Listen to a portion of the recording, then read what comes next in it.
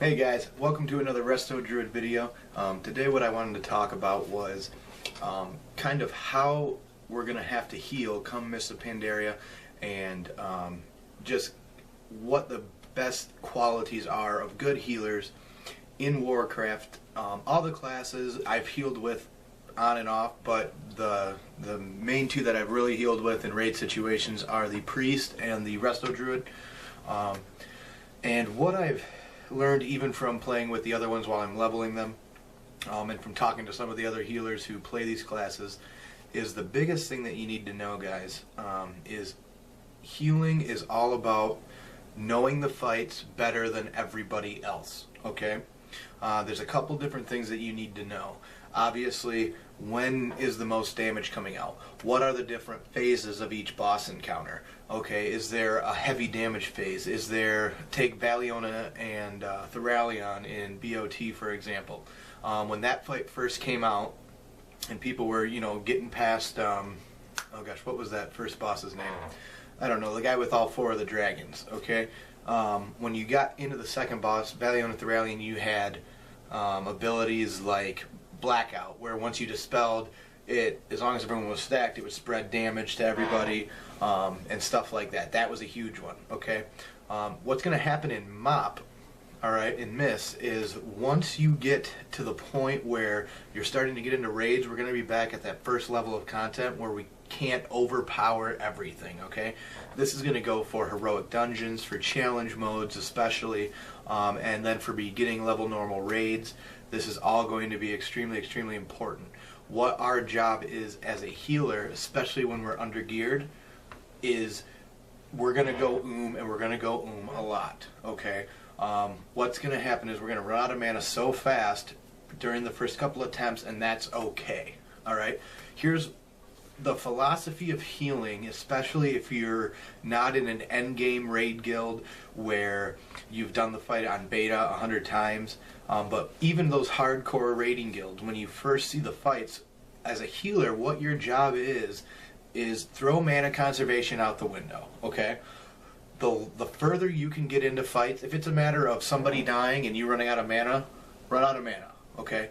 No one should die until you are completely 100% out of mana. If you're running out of mana as a raid team and the boss is still at 30%, that's fine. You want to know why? Because what you're doing is you're over-healing everybody to the point where they can learn the fight and make mistakes and get better. Okay, that's the biggest difference, is you want to keep everybody alive as long as you can, so that way you get into that next phase, and all the DPS and the tanks can see that next phase, and as they see it, it gets easier and easier and easier as each attempt goes on, hopefully. Okay, now there always are those people who, sometimes they don't learn, and that's okay. They're called replaced, and we're alright with that, because it's not going to be us, okay? It's not going to be us as a Resto Druid. So in this video behind you, what I did was, yes, I know I have the meters down in the corner, but I zoomed in on the meters and I put them above my head, okay? And I just have the top 2 or 3 in there, and the only reason that I have them is because I want you to see exactly what I'm talking about, okay? And again, this is just a 25-man LFR. It's at the end of an expansion, but look at all of what's happening during this fight, okay? I like this fight because if this was a first tier of raiding fight, it would... Imagine as a 10-man all the healing that you have to do, especially in the black phase. If you don't get the right amount of bounces, if you don't have everybody stacked, if you don't dispel fast enough, all these different things add up. But the trick is when you see, like, okay, this is why I need to know the fights, is because when this damage phase comes, like in this fight, when the black phase happens, okay, we're all stacked up.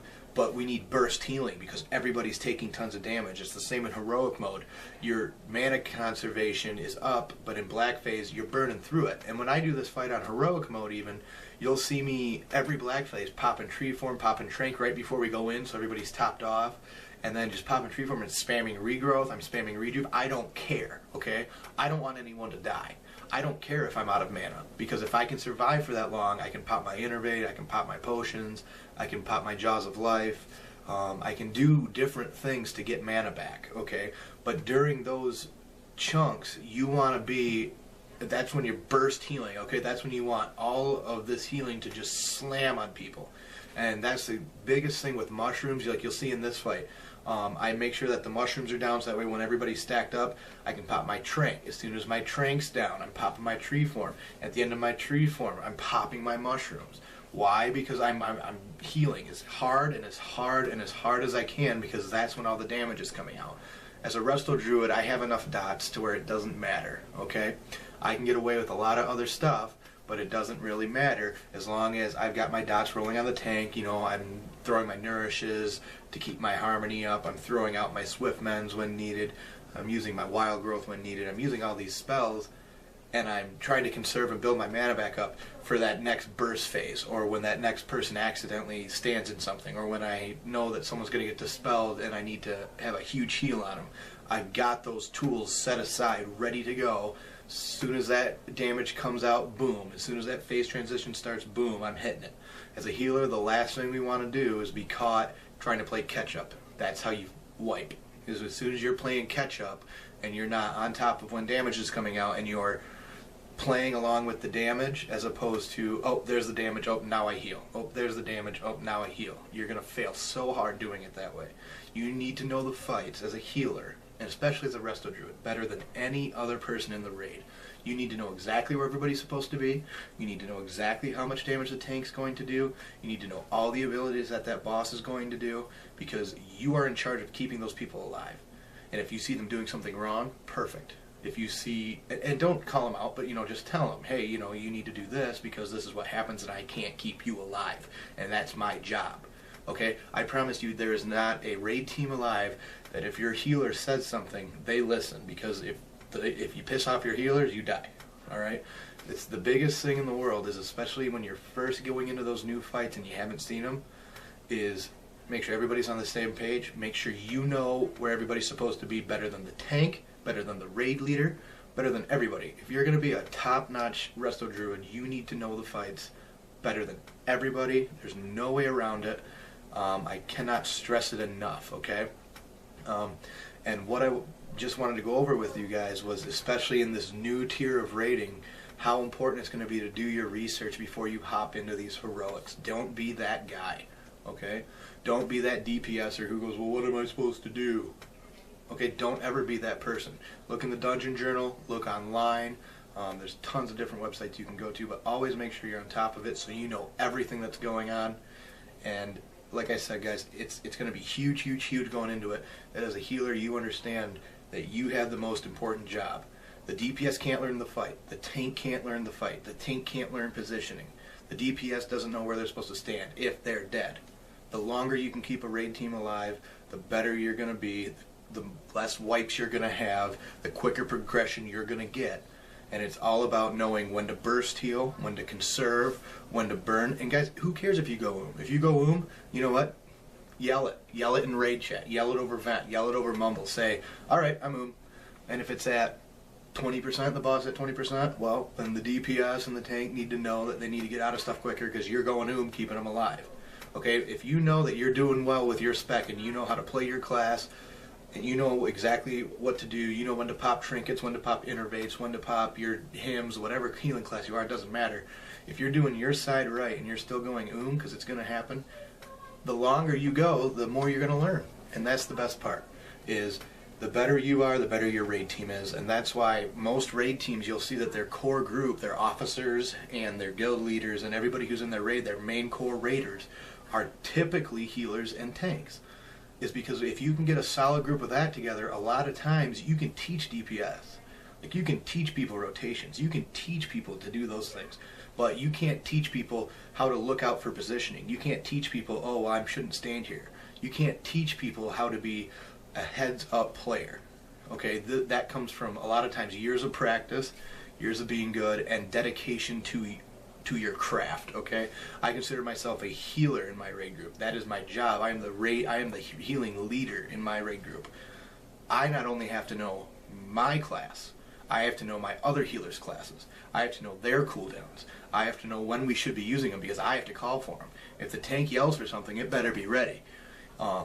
It's my job. So, and as every healer, you should have that same mentality. Is I need to have everything that I know at the drop of a hat. My key bindings are they're second nature. okay? When Mist first comes out, I'm not going to be playing another class. I'm going to be so darn good on that Resto Druid that I'm breaking World of Logs records, okay?